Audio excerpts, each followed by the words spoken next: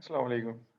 My name is Mudassir and today the topic of my presentation is Human Sources Management System in Habib Bank Limited. As my occupation is I am doing on business, so I prefer to do my presentation on Habib Bank Limited.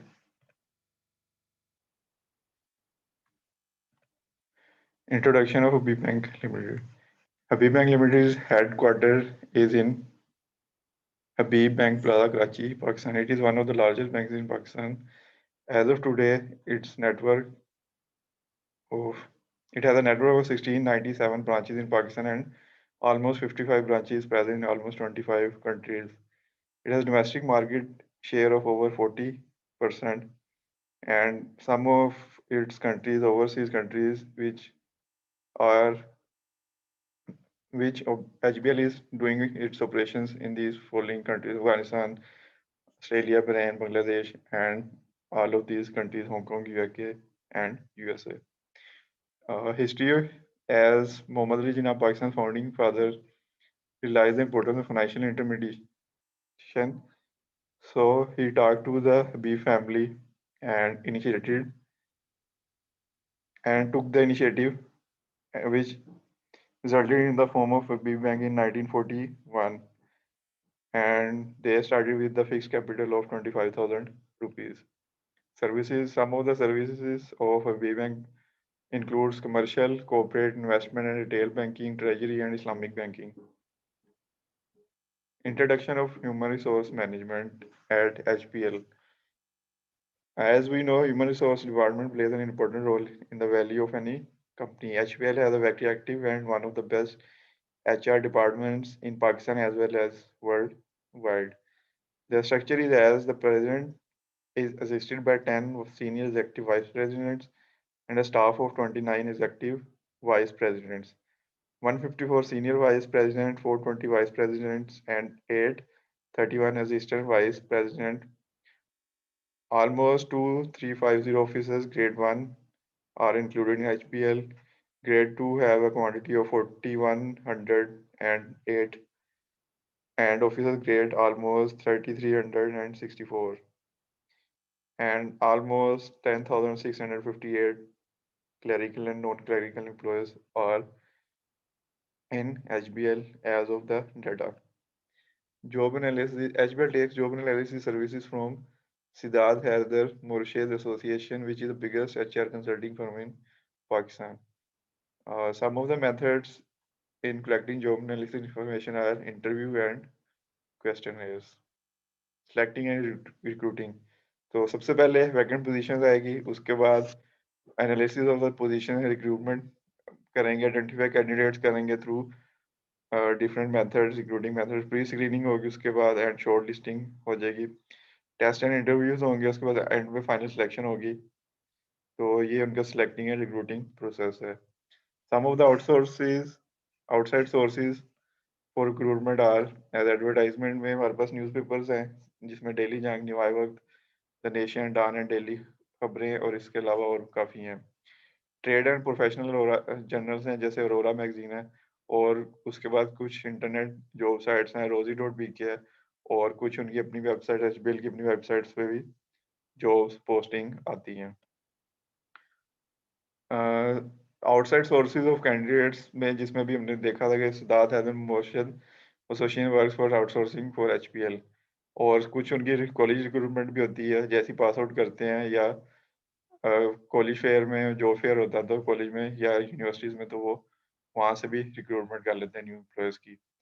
कुछ employer reference से भी कर सकते हैं, और कुछ फिर वहाँ पे वॉक इन इंटरव्यूज होते हैं उनके. फाइंडिंग इंटरनल कैंडिडेट्स, वो भी जॉब पोस्टिंग से भी कर सकते हैं, या कुछ फॉर्मर एम्प्लॉयज़ को भी वो रिहायरिंग वहाँ पे करते हैं. Selecting criteria. तो सिलेक्टिंग क्राइटेरिया में प्री स्क्रीनिंग आ जाएगी सबसे पहले, और उनको फिर वो उनके सीवीज और रेज्यूम्स को उन पे से वो कुछ को शॉर्ट लिस्टिंग कर लेंगे. टेस्ट होगा उसके बाद, या इंटरव्यू होगा, डिपेंडिंग अपॉन जॉब. किस तरह की जॉब है, उसकी नेचर ऑफ द जॉब पे डिपेंड करेगा, टेस्ट है या उसका फिर इंटरव्यू है.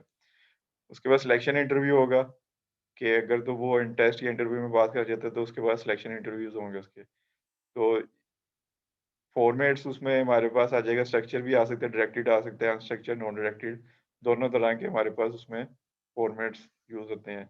और अगर वो सिलेक्शन हो जाएगी उसकी फाइनल इंटरव्यू में, तो उसके बाद उसकी ओरिएंटेशन होगी जिसमें सारा एचबीएल का इंट्रोडक्शन वगैरह सारा कुछ बताएंगे, जो नेचर बता देंगे उसमें। Training and development, training and developing HPL follows the steps of training. Some of the steps हमारे पास ये आ जाएंगे, नीड एनालिसिस के थ्रू कर सकते हैं, स्ट्रक्चर डिजाइन के थ्रू, वैलिडेशन है, इम्प्लीमेंट है, वैल्यूएशन है, टास्क एनालिसिस के थ्रू भी कर सकते हैं, टास्क दे देंगे उसके फिर वो एनालिसिस करेंगे, या परफॉर्मेंस एनालिसिस के थ्रू भी उनकी कॉन्टिन्यूसली परफॉर्मेंस को मॉनिटर करते रहेंगे और उसके थ्रू वो फिर डेवलपमेंट कर सकते हैं। Training method, some of the training methods are on the job training है, ऑफ द जॉब ट्रेनिंग भी हो सकती है, अप्रेंटिसशिप ट्रेनिंग है स्टूडेंट्स के लिए, इनफॉर्मल लर्निंग और उसके बाद इफेक्टिव लेक्चर्स वहाँ पे हो सकते हैं। लेक्चर्स भी जो उनकी हायर मैनेजमेंट है या प्रोफेसर्स वगैरह वहाँ पे आगे लेक्चर्स भी देते हैं फिर। Training and development programmes at HBL uses following programmes for training and development. तो उनमें टॉप लेवल पे मैनेजमेंट ट्रेनिंग भी करवाते हैं, मैनेजमेंट जो एसोसिएट ट्रेनिंग्स भी होती हैं, फिर लोअर लेवल पे कैश ऑफिसर्स की ट्रेनिंग, और उसके अलावा इंटर्नशिप्स भी वो एचपीएल कंडक्ट करवाते हैं। Performance management and appraisal, performance पर अप्रेजल फ्रॉम एचपीएल, तो ये सम है 5 ऑलमोस्ट 5 काइंड्स के फैक्टर्स हैं जिसके बेस पे वो अप्रेजल करते हैं। प्रोडक्टिविटी पर्सन की कितनी अच्छी है, इंडिविजुअल एट्रीब्यूट्स, और टेक्नोलॉजी में कितना स्ट्रॉन्ग है, कस्टमर सर्विस, कस्टमर्स के साथ उसका बिहेवियर कैसा है, और उसके बाद उसकी पर्सनल इंटरपर्सनल स्किल्स भी वो चेक करते हैं फॉर परफॉर्मेंस अप्रेजल।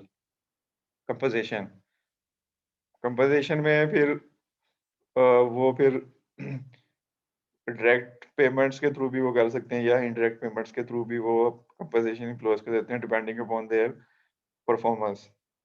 तो सबसे इम्पोर्टेंट एम्प्लॉयज के लिए परफॉर्मेंस ही है सारे फैक्टर्स में। तो डायरेक्ट फाइनेंशियल पेमेंट आ जाएगी डायरेक्ट में, डायरेक्ट पेमेंट्स में वो in the form of wages हो सकता है, सैलरीज, इंसेंटिव्स, कमीशंस या बोनसेस की फॉर्म में आ जाता है।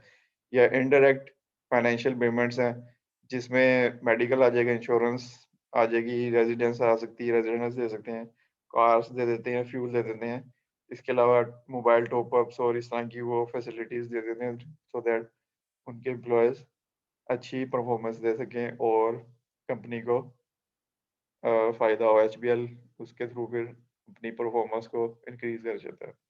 So that's all from my side, and I hope you like that presentation. Allah Hafiz and thank you.